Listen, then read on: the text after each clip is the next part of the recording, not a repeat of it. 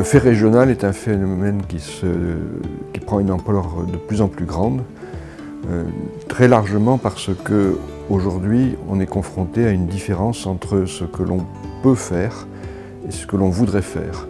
Donc les émissions de gaz à effet de serre sont là, elles s'imposent à nous,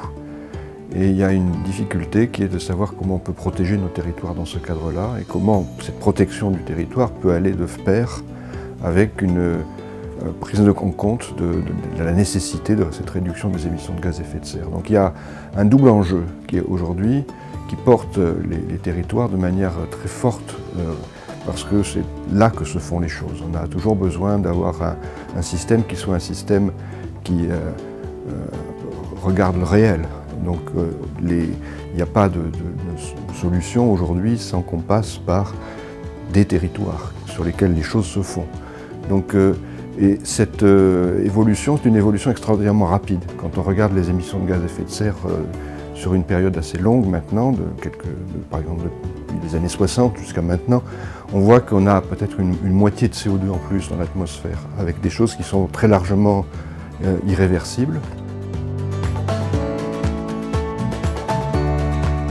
Ce qui fait la caractéristique du fait régional, c'est la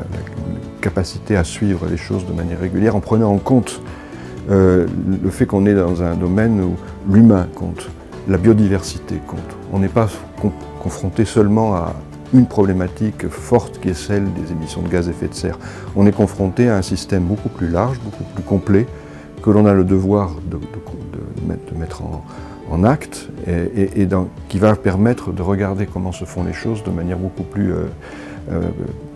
précise, et puis surtout avec une dimension temporelle qui est celle dont on a besoin, puisque ces gaz à effet de serre sont des gaz que l'on émet aujourd'hui continuellement de manière forte, avec très très peu de capacité de retour. Alors la science nouvelle, ça sera une science dans laquelle on sera capable de regarder ces émissions locales, de voir ce qu'elles sont, et souvent ça demandera d'avoir des outils différents de ceux qu'on utilise pour la grande échelle climatique.